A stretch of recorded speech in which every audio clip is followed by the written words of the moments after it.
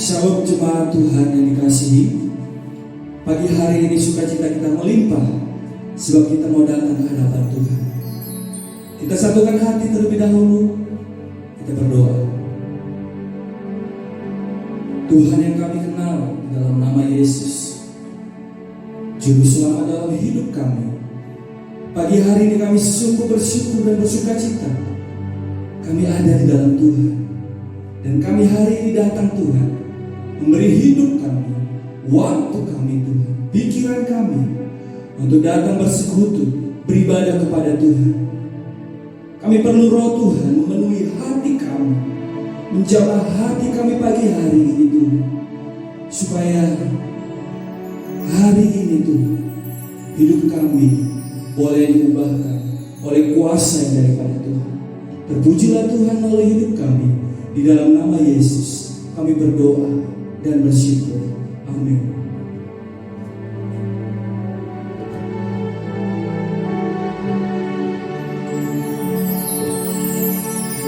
Terima kasih Tuhan. Hari ini kami tahu keadaan negeri, bahkan dunia sedang tegang. Tetapi satu hal yang menjadi sukacita kami Tuhan, kami tetap punya Allah yang berkuasa, Allah yang hidup, yang selalu memberikan kekuatan kepada hidup kami.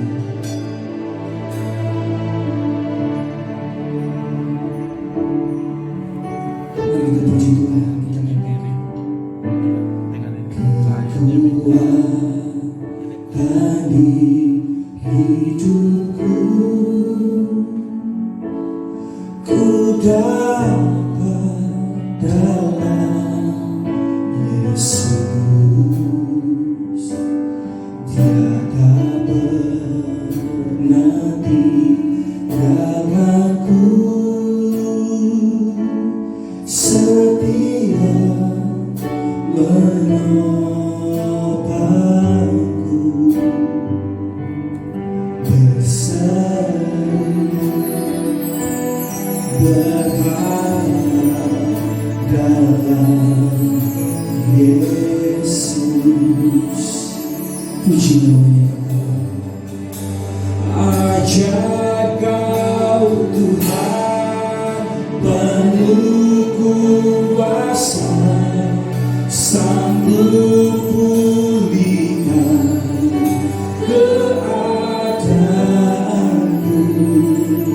Dalam tanganmu seluruh hidupku, tak akan goyah selamanya.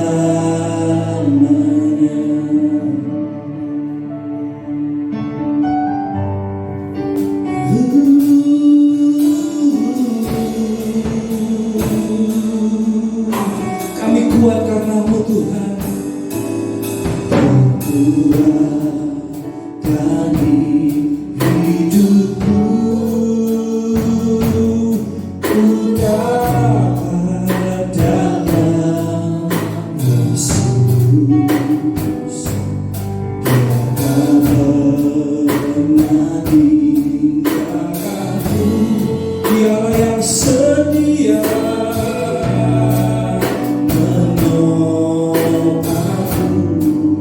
berselalu berharap dalam Yesus. Puji Dia, ajak kau Tuhan penuh kuasa, sanggup pulihkan keadaan.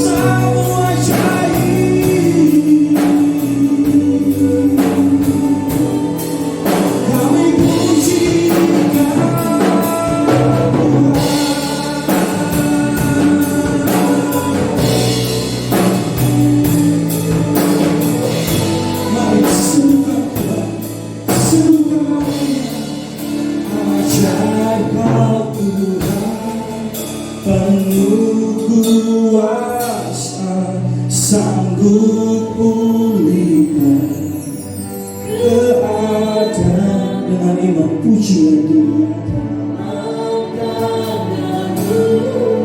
Seluruh hidupku akan goyah selama.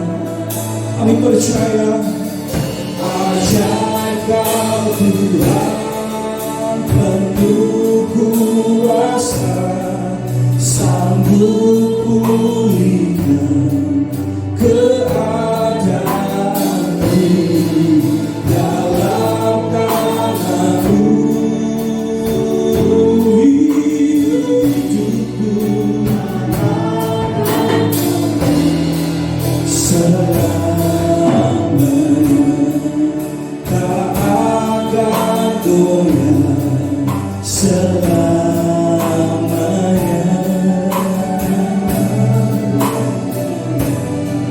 selamanya.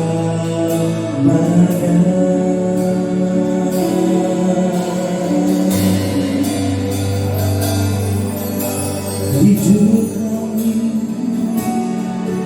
akan goyah sebab kasih-Mu, sebab kuasa-Mu hanya ada di dalam-Mu. Kami puji, kami puji, kami puji kuasa-Mu. Terima kasih buat kekuatan, terima kasih untuk kehidupan. Sungguh semua karena kasih-Mu, kasih-Mu Tuhan.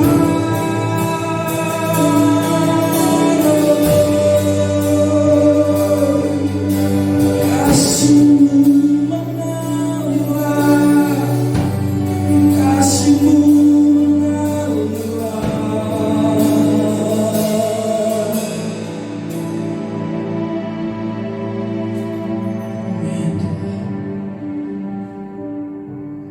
Kasih,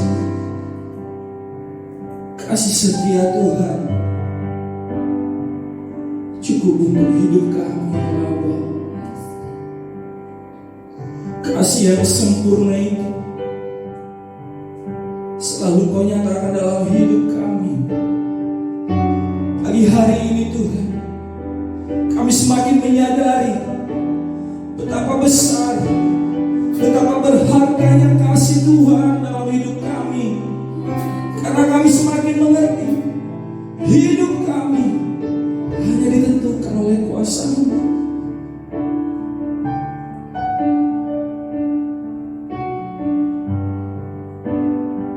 Naikkan pujian ini, Engkau Tuhan yang setia, Engkau Tuhan yang setia, waktu-Mu selalu yang terbaik. Terima kasih Allah. Tuhan sandaranku, dan ku hanya kan berharap. Mari jemaat puji Tuhan, katakan, oh satu-satunya yang ku andalkan, satu-satunya yang ku percaya, Engkau sumber kekuatan, yes, sumber kedamaian.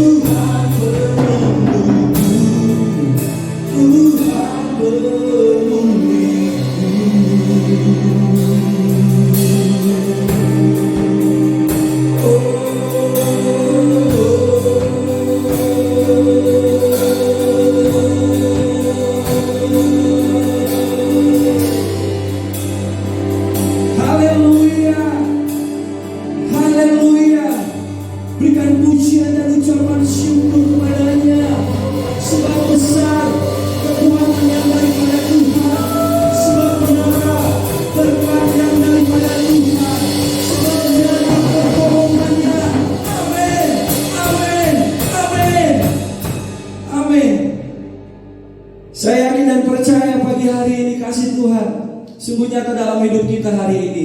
Kita bisa beribadah dimanapun kita berada. Saya yakin dan percaya kuasa Tuhan akan dinyatakan dalam hidup kita semua. Amin. Yes, kaulah kuatku. Boleh menari, berjoget untuk Tuhan.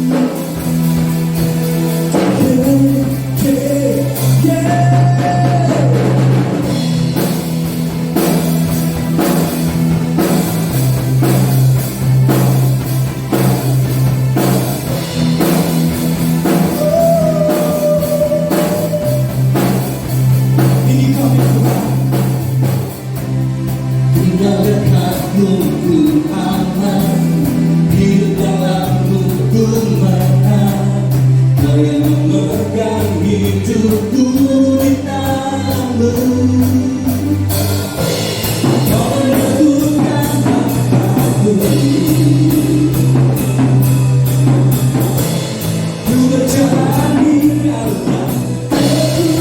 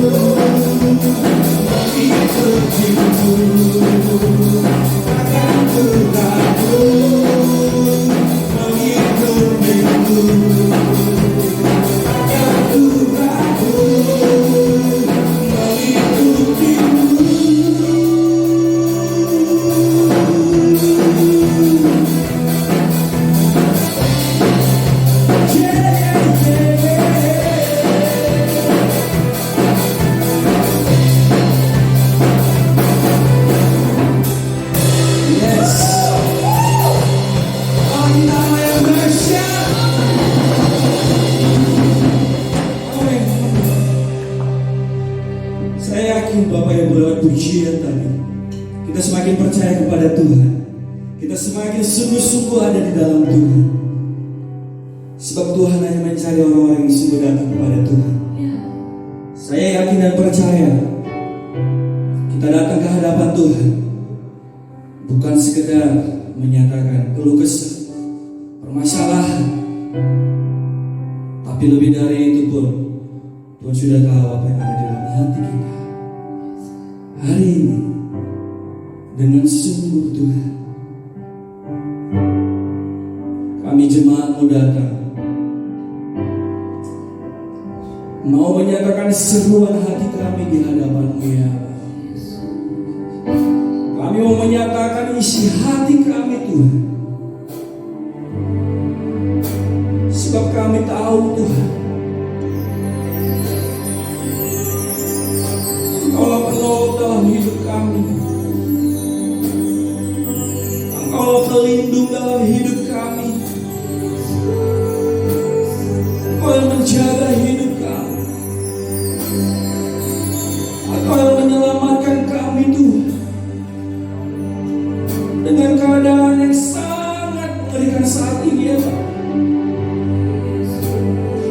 Tapi hari ini kami bersyukur, sebab karena tangan-Mu yang melindungi kami, tangan-Mu yang menolong kami, ya Tuhan, untuk kami datang berseru hari ini di hadapan.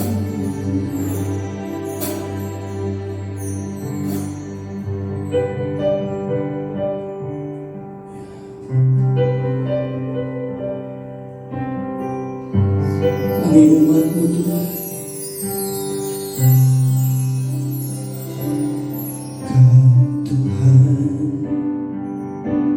Penolong dalam hidupku, ku percaya hanya kepada-Mu. Kau pegang tanganku, dia tuntun langkahku.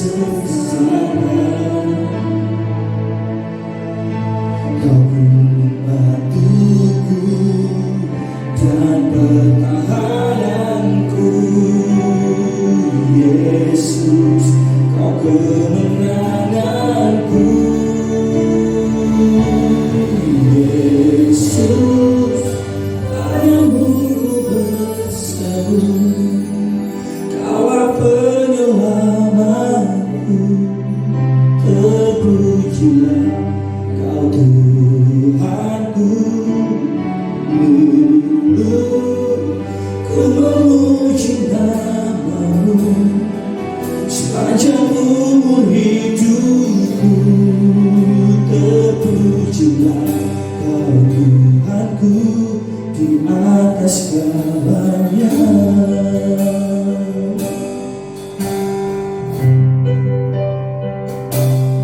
Kau Tuhan, penolong dalam hidupku, ku percaya hanya kepadamu.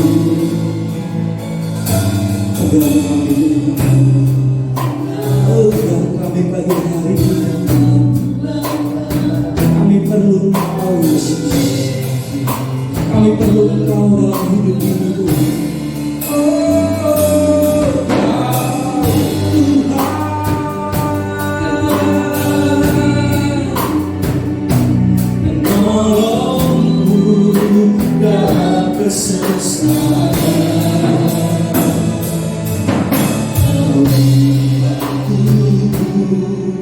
Dan pertahananku, Yesus, Kau kemenanganku.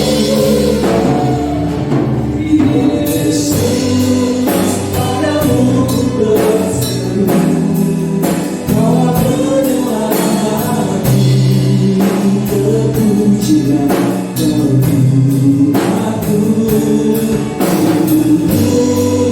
Terpujilah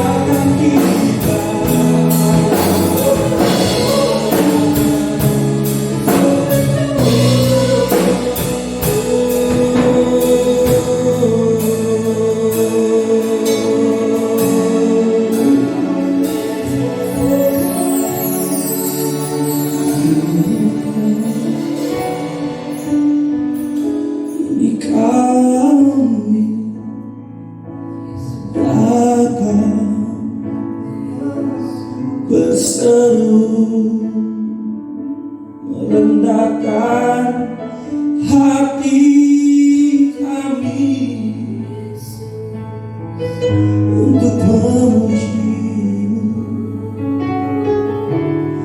untuk berdoa.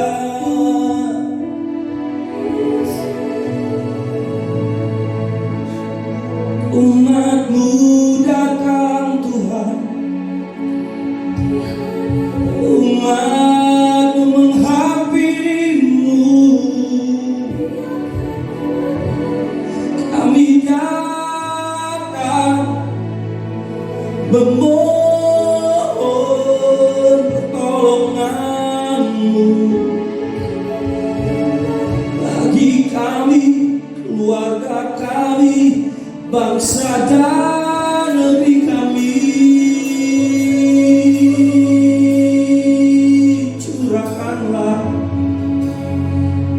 Curahkanlah keselamatan, curahkanlah keselamatan. Kami rindu,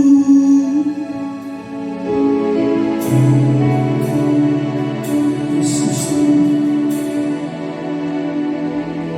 kami perlu Engkau. Sangat memerlukan Engkau hari-hari ini ya Allah. Sangat membutuhkan Engkau. Kami lemah sebagai manusia ya Allah.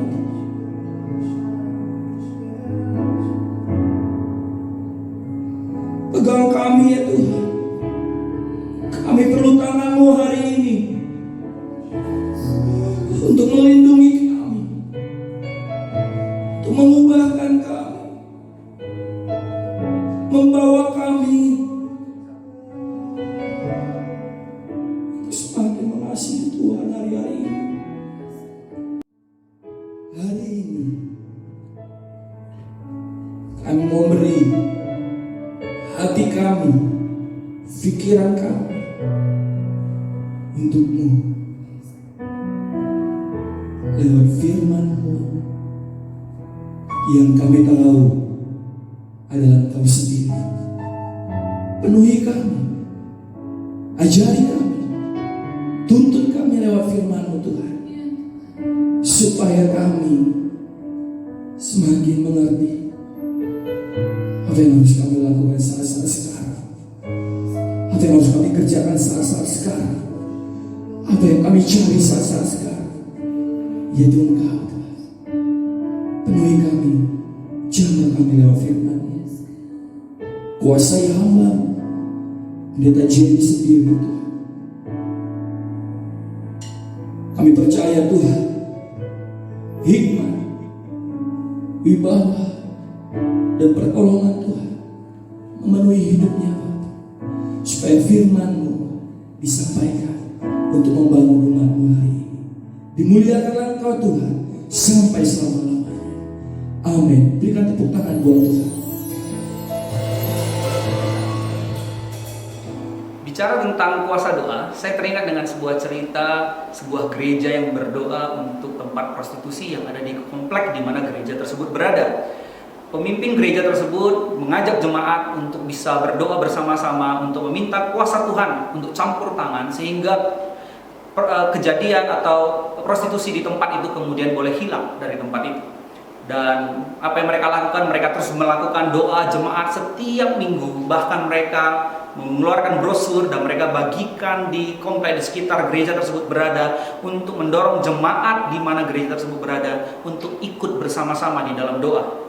Dan ketika mereka berdoa, setelah beberapa waktu kemudian timbullah hujan yang begitu deras, lalu kemudian petir yang menyambar, lalu kemudian petir tersebut menyambar tepat di bawah pohon yang ada di samping tempat prostitusi tersebut, yang mengakibatkan pohon tersebut terbakar, lalu kemudian api tersebut menyambar sampai kepada tempat prostitusi tersebut, yang mengakibatkan tempat prostitusi tersebut kehilangan tempat dan semuanya terbakar dengan ludas.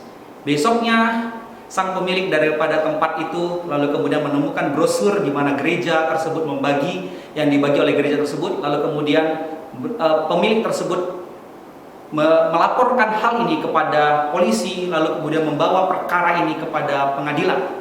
Lalu muncullah satu tagline yang luar biasa unik terjadi, yaitu ketika tempat prostitusi tersebut menuntut kepada gereja untuk melakukan ganti rugi kepada mereka. Karena apa? Karena mereka meyakini kebakaran yang mereka alami adalah akibat dari doa-doa yang dinaikkan oleh jemaat di gereja tersebut. Lalu kemudian gereja tersebut pun meng-hire seorang pengacara yang ulung untuk menolong mereka menang daripada kasus tersebut. Gereja terus bersikeras bahwa ini bukanlah hasil daripada doa mereka, karena mereka menghindari pertanggungjawaban yang dituntut oleh pemilik tersebut. Lalu kemudian terjadilah adu argumen di pengadilan, yang satu gereja menyangkali bahwa itu adalah kuasa doa mereka, sementara sang pemilik tempat prostitusi meyakini dengan benar bahwa itu adalah akibat atau kuasa daripada doa yang mereka panjatkan. Sangat ironis kita melihat di cerita ini. Karena apa? Karena satu sisi umat yang percaya kepada Tuhan justru menyangkali kuasa daripada doanya, dan justru orang yang tidak kenal sama Tuhan justru malah meyakini kuasa doa. Hari ini kita akan belajar dari seorang tokoh yang namanya Elia. Elia berdoa dengan penuh dengan kuasa. Dan sebagaimana tema kita hari ini adalah sebesar telapak tangan, mari kita membaca satu perikop yang dapat kita temukan di 1 Raja-Raja pasal yang ke-18 ayat yang ke-41 sampai yang ke-46. 1 Raja-Raja 18 ayat 41 sampai 46. Kalau kita membaca satu perikop ini secara lengkap, kita akan mengenal latar belakang daripada peristiwa ini. Peristiwa ini yang kita baca tadi adalah peristiwa bagaimana Nabi Elia berdoa kepada Tuhan sehingga terjadi hujan setelah 3,5 tahun terjadi kekeringan, tidak terjadi hujan sama sekali. Peristiwa Nabi Elia berdoa kepada Tuhan juga terjadi setelah bagaimana Nabi Elia menghadapi 450 Nabi Baal, di mana kemudian Elia menang, lalu kemudian 450 Nabi Baal tersebut kemudian dibunuh. Dan kita tahu bahwa kejadian ini betul-betul membawa satu hal perubahan bagi orang-orang Israel. Berita tentang kekeringan adalah akibat daripada hukuman Tuhan kepada bangsa Israel waktu itu yang dipimpin oleh Raja Ahab. Raja Ahab tidak hidup takut akan Tuhan. Kalau kita membaca di 1 Raja-Raja 16 ayat yang ke-30 dikatakan bahwa Ahab bin Omri melakukan apa yang jahat di mata Tuhan, lebih daripada semua orang yang mendahuluinya. Bahkan kalau di ayat 31 dikatakan seakan-akan belum cukup ia hidup dalam dosa-dosa Yerobeam bin Nebat, maka ia mengambil pula Izebel anak Etbal raja orang Sidon menjadi istrinya, sehingga ia pergi beribadah kepada Baal dan sujud menyembah kepadanya. Jadi Ahab ini hidupnya tidak benar, melanjutkan kehidupan bapaknya yaitu Raja Omri. Tidak benar, dan bahkan bukan cuma itu, dia mengawini Izebel lalu membawa dia masuk dalam penyembahan berhala. Namun kita bertemu dengan seorang tokoh yang namanya Elia di sini yang kemudian melakukan mujizat yang luar biasa. Hujan itu turun setelah 3,5 tahun. Hari ini jemaat, kita semua sama-sama belajar tentang apa rahasia daripada doa Elia yang harusnya kita juga bangun sebagai jemaat Kristus, khususnya ketika kita menghadapi situasi yang terkini sekarang ini. Kalau kita melihat perikop ini, ada 4 poin yang akan saya bagikan kepada kita semua. Poin yang pertama yang kita bisa belajar daripada doa yang dipanjatkan sama Elia. Yang pertama adalah doa Elia adalah doa yang dipanjatkan dengan iman. Kalau kita membaca di 1 Raja-Raja 18 ayat 41 dikatakan bahwa kemudian berkatalah Elia kepada Ahab, "Pergilah, makanlah dan minumlah, sebab bunyi derau hujan sudah kedengaran." Kalau kita melihat kata-kata ini, sebab bunyi derau hujan sudah kedengaran, padahal momen di masa itu hujan belum turun. Jadi ketika Elia mengatakan perkataan sebab bunyi derau hujan sudah kedengaran, secara fisik, secara nyata faktanya belum kedengaran hujan. Tapi berdasarkan perkataan iman yang dikatakan oleh Elia, dia sudah mengatakan bahwa sudah kedengaran bunyi hujan. Ini luar biasa sekali. Bukankah iman menuntut kita untuk mempercayai sesuatu yang belum terlihat? Ini yang harus kita miliki sebagai umat Tuhan. Dalam Markus 11 ayat 24 dikatakan, "Karena itu aku berkata kepadamu, apa saja yang kamu minta dan doakan, percayalah bahwa kamu telah menerimanya, maka hal itu akan diberikan kepadamu." Jadi kita harus meminta betul-betul sungguh-sungguh dengan iman, percaya seperti kita telah menerimanya. Maka hal itu, kata firman Tuhan, akan diberikan kepada kita.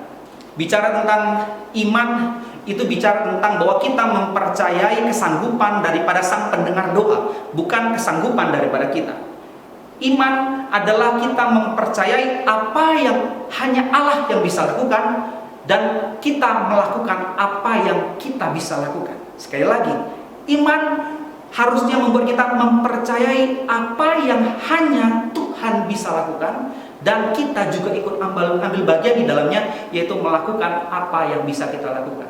Firman Tuhan mengingatkan kepada kita, iman tanpa perbuatan adalah sia-sia, iman tanpa perbuatan adalah mati. Oleh karena itu, kalau kita beriman, kita pasti melakukan sesuatu. Gak mungkin ada orang yang beriman tapi duduk diam pasif, meminta sesuatu tapi tidak melakukan sesuatu. Kalau kita baca di 1 Raja-Raja 18 ayat 42 dikatakan, setelah Elia memberitahu kepada Ahab untuk makan dan minum, apa yang dilakukan berikutnya? Dikatakan, lalu Ahab pergi untuk makan dan minum, tetapi Elia naik ke puncak Gunung Karmel. Lalu ia membungkuk ke tanah dan mukanya di antara kedua lututnya. Di sini kita melihat satu tindakan iman. Satu pergi makan, yang satu pergi berdoa. Doanya Elia adalah sebuah tindakan iman dari perkataan iman yang telah dia lakukan. Jadi Bapak Ibu sekalian, kalau kita punya iman tapi kita nggak punya tindakan, maka iman kita itu nol, kata firman Tuhan. Untuk sebab itu, mari kita cek dalam diri kita, iman yang kita bangun ini adalah iman yang seperti apa? Apakah iman dengan perbuatan atau iman tanpa perbuatan? Hal pertama yang tadi kita sudah pelajari tentang doa Elia adalah Elia berdoa dengan iman. Poin yang kedua yaitu Elia berdoa dengan kehendak Tuhan. Kalau kita baca di 1 Raja-Raja 17 ayat 1 dikatakan, lalu berkatalah Elia orang Tisbe dari Tisbe Gilead kepada Ahab, demi Tuhan yang hidup Allah Israel yang kulayani, sesungguhnya tidak akan ada embun atau hujan pada tahun-tahun ini kecuali kalau kukatakan. Ketika kemunculan Elia pertama sekali, Elia langsung mengatakan bahwa akan ada kekeringan selama 3 tahun 6 bulan. Perkataan ini muncul bukan karena keinginannya Elia, tapi karena kehendak Tuhan yang disampaikan kepada Elia untuk mengatakan kata nubuatan ini kepada Ahab. Buktinya apa? Buktinya di dalam 1 Raja-Raja 18, pembukaan daripada perikop 18 ini dikatakan, dan sesudah beberapa lama, itu artinya 3,5 tahun, datanglah firman Tuhan kepada Elia dalam tahun yang ketiga, pergilah, perlihatkanlah dirimu kepada Ahab, sebab aku hendak memberi hujan ke atas muka bumi. Jadi Elia yang bertemu dengan Ahab itu bukan kehendak dia. Elia yang mau berdoa itu bukan untuk memenuhi kehendak dia, tapi untuk memenuhi kehendak Tuhan di dalam kehidupan bangsa Israel. Iman yang kita bangun tidak boleh berasal daripada keinginan diri kita sendiri. Karena iman yang dibangun dari dasar diri kita itu bukanlah iman, namun sugesti atau pikiran positif. Iman harus didasarkan pada firman Tuhan atau kehendak Tuhan. Kita tidak boleh membangun sesuatu sesuai dengan kehendak kita. Itulah sebabnya dalam 1 Yohanes 5 ayat 14 dikatakan, dan inilah keberanian percaya kita kepadanya, bahwa ia mengabulkan doa kita jikalau kita meminta sesuatu kepadanya menurut kehendaknya. Ini penting sekali. Doa kita bukan hanya akan dijawab kalau kita punya iman saja, tapi yang kita minta itu juga harus sesuai dengan kehendaknya. Saya kasih sebuah contoh. Seorang bapak tidak akan mungkin memenuhi permintaan dari seorang anak yang masih balita kalau anaknya meminta pisau. Karena apa? Karena pisau dalam pemandangan bapaknya pasti itu bisa mendatangkan kecelakaan bagi anak yang dia kasihi.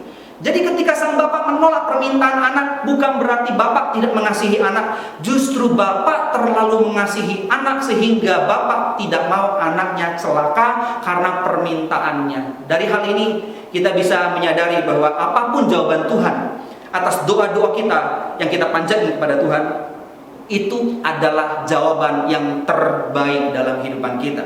Tuhan bisa melihat jauh melampaui apa yang tidak bisa kita lihat. Dia mengenal sekali apa yang kita butuhkan. Karena bicara tentang cerita tadi, pisau di tangan orang dewasa, kalau digunakan dengan baik maka itu akan menghasilkan sebuah masakan yang enak karena potongan-potongan sayur maupun daging-daging dipakai oleh pisau, dengan pisau tersebut. Tapi kalau di mata seorang anak kecil maka pisau tersebut bisa melukai dirinya. Jadi bicara tentang doanya Elia, kita sudah mempelajari 2 poin penting di sini.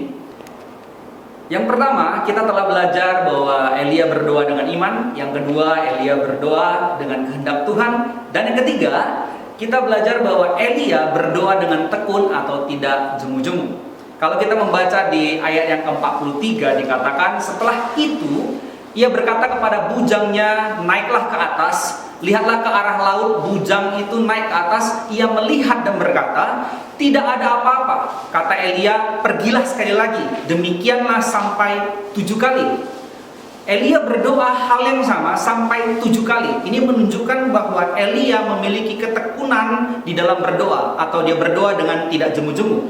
Di ayat yang selanjutnya dikatakan, pada ke-7 kalinya berkatalah bujang itu, wah, awan kecil sebesar telapak tangan timbul dari laut.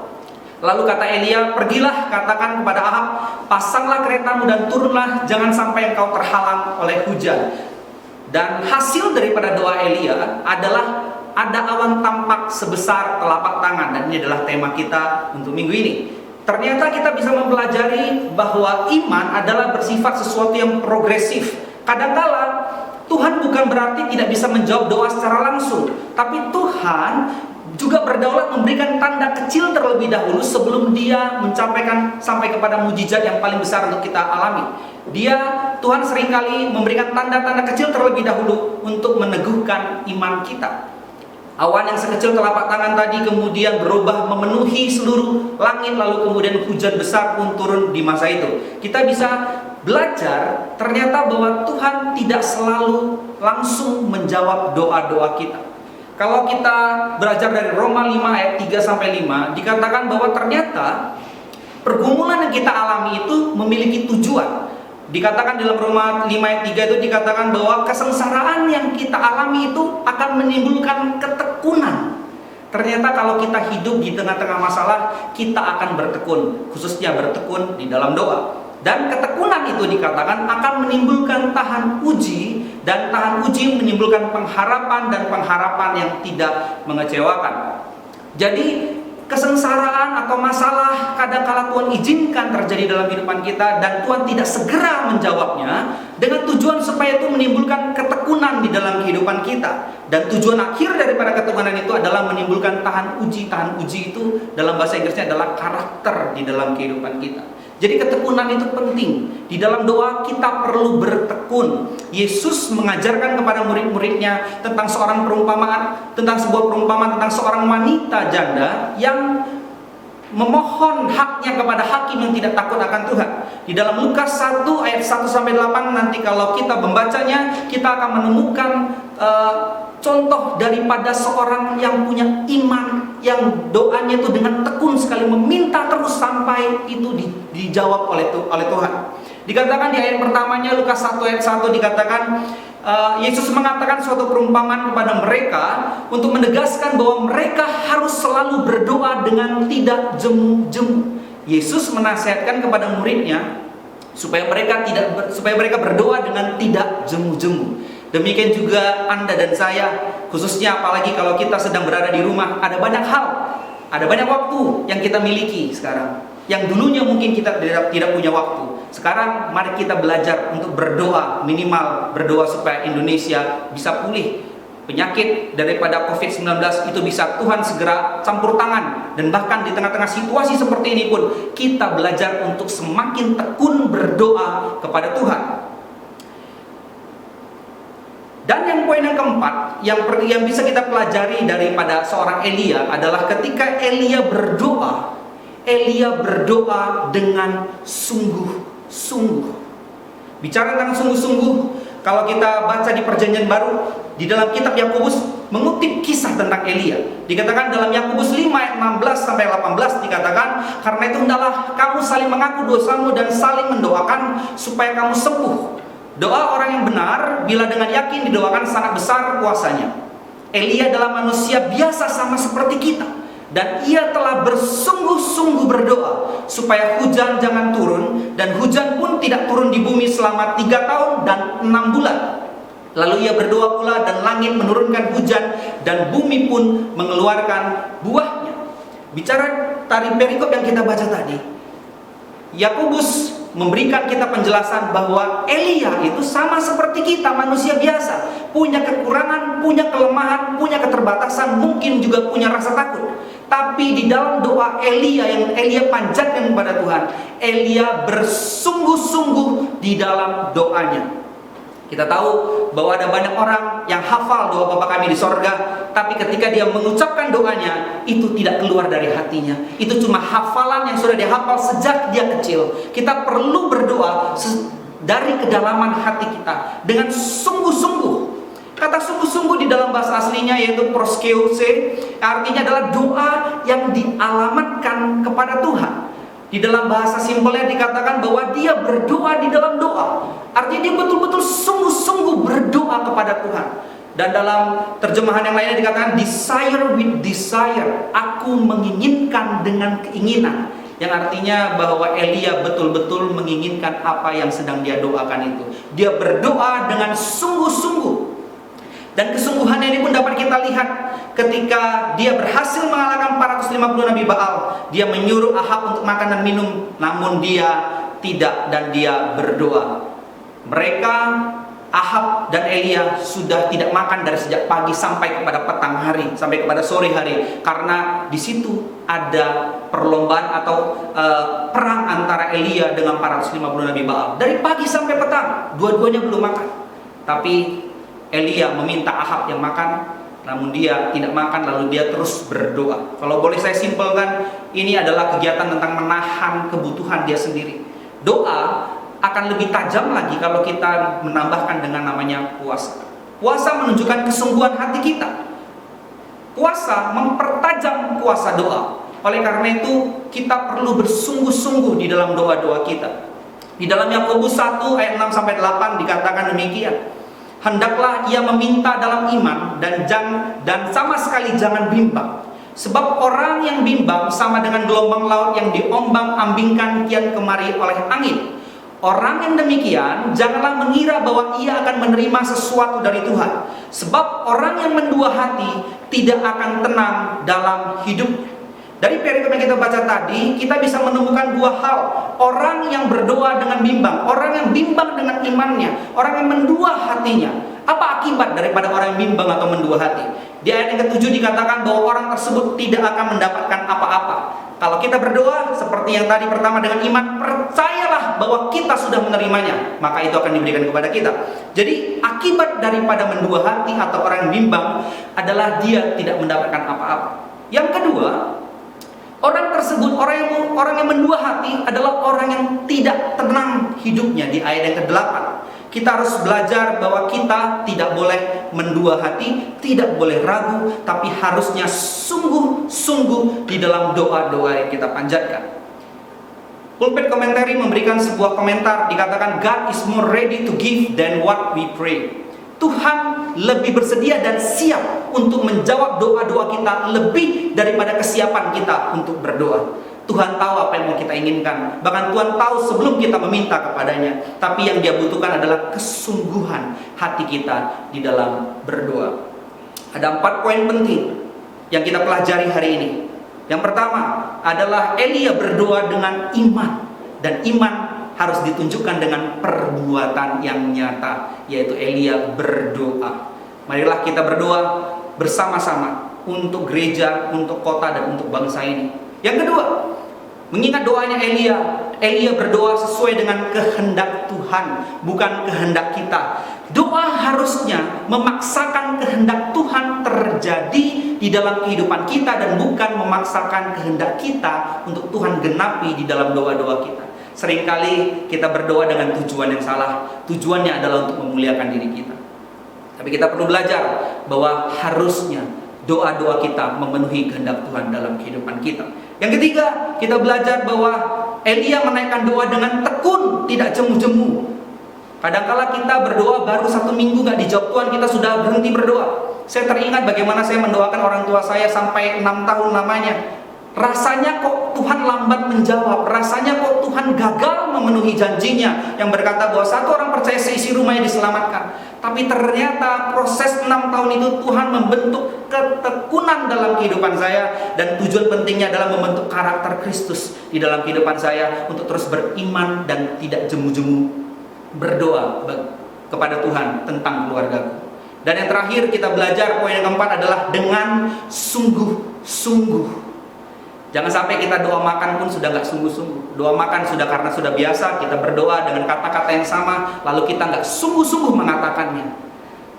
Belajarlah kita setiap kali kata-kata yang kita ucapkan adalah kata-kata yang berasal dari isi hati kita. Jangan sampai kita seperti kisah yang saya ceritakan di awal tadi, bahwa orang Kristen kemudian ragu, tidak percaya tentang kuasa doa yang mereka doakan, sementara orang yang tidak percaya malah lebih yakin akan doa dan kuasa doa yang mereka panjatkan. Hari ini kita mau belajar dari Elia. Berdoalah dengan iman, berdoalah sesuai dengan kehendak Tuhan, berdoalah dengan tekun dan tidak jemu-jemu, dan berdoalah dengan sungguh-sungguh. Saya akan mengajak jemaat untuk kita bersatu hati melakukan keempat hal ini. Setiap kali kita mengingat tentang kuasa doa, kita harus mengingat tentang bagaimana Elia melakukan dan memenuhi kehendak Tuhan di dalam kehidupannya. Mari kita berdoa. Terima kasih Tuhan untuk hari ini, untuk kasih setiamu dalam kehidupan kami. Hari ini kami boleh belajar daripada firman-Mu yang mengajari kami tentang kuasa doa, mengajari kami tentang seorang tokoh yang namanya Elia ya Tuhan, di mana dia memanjatkan doanya dengan iman, dengan sungguh-sungguh sesuai dengan kehendak Tuhan. Tuhan ajar kami ya Tuhan, sehingga kami boleh mengerti dan boleh melakukannya di dalam kehidupan kami. Ajari kami ya Tuhan bahwa waktu-waktu ini adalah masa anugerah, di mana kami boleh melakukan tindakan iman, yaitu kami boleh menceritakan tentang kasih-Mu kepada tetangga kami, dengan seliling kami, dengan keluarga kami ya Tuhan. Ajari kami ya Tuhan, sama seperti Elia ini ya Tuhan. Ajari kami juga sama seperti Engkau pribadi yang berdoa, demikian juga setiap kami menjadi pribadi yang berdoa. Terima kasih Tuhan Yesus. Kami bersyukur, kami berdoa di dalam satu nama yang luar biasa, nama yang ajaib, nama yang olehnya kami boleh diselamatkan. Di dalam nama Tuhan Yesus Kristus, mari kita yang percaya sama-sama kita katakan amin. Kita bersyukur bersukacita karena hari ini kita bisa beribadah bersama-sama, memuji Tuhan, menyembah Tuhan, dan bahkan mendengarkan kebenaran firman Tuhan. Dan tibalah kita di penghujung ibadah yang kita selenggarakan secara daring, secara online, khusus untuk seluruh jemaat GKPW MDC Pekanbaru. Pengumuman buat kita semua, yang pertama, memperhatikan himbauan MPHPGI dan juga arahan Ketua Umum Majelis Pusat Gereja Kristen Perjanjian Baru, Bapak Pendeta Petrus Nawawi, dan juga surat edaran Wali Kota Pekanbaru tentang penetapan status tanggap darurat bencana non-alam akibat COVID-19, maka ibadah kita akan dipindahkan secara online hingga tanggal 19 April yang akan datang. Oleh karenanya mulai hari ini kita akan menyelenggarakan ibadah secara online melalui YouTube channel dan juga aplikasi Gereja Online MDC Pekanbaru. Yang kedua, kepada seluruh jemaat agar mengikuti seruan doa nasional yang diadakan sejak tanggal 19 Maret yang lalu hingga 9 April yang akan datang, yang diselenggarakan secara serentak oleh seluruh jemaat Gereja Kristen Perjanjian Baru. Bahan dan topik doa akan dikirimkan oleh koordinator doa melalui grup WhatsApp masing-masing. Yang terakhir, yang ketiga, seluruh persembahan persepuluhan, persembahan umum, persembahan khusus dapat ditransfer ke dua rekening gereja. Yang pertama, Mandiri dengan nomor rekening 108 00 151 16172 atas nama Badan Persekutuan Gereja Kristen Perjanjian Baru, dan juga ke BCA dengan nomor rekening 0342721000 atas nama Gereja Kristen Perjanjian Baru. Dengan penuh sukacita kita tetap percaya bahwa Tuhan selalu memelihara kehidupan kita, bahwa Tuhan selalu menolong kita melalui masa-masa yang sulit ini. Kita berdoa dan percaya karena kuasanya tidak terbatas. Kita tutup ibadah online ini dan kita berdoa bersama-sama. Tuhan Yesus, kami bersuka cita di tengah-tengah suasana yang seperti ini. Kami bisa memuji Engkau, kami masih bisa memuliakan Engkau. Biar Engkau yang memberkati seluruh umat-Mu, dimanapun kami bisa mengakses ibadah ini, dimanapun kami bisa mengakses saluran ini. Tuhan yang memberkati dengan limpah kasih dan anugerahnya. Terima kasih Bapa. Di dalam nama Tuhan Yesus kami bersyukur dan berdoa. Haleluya. Amin.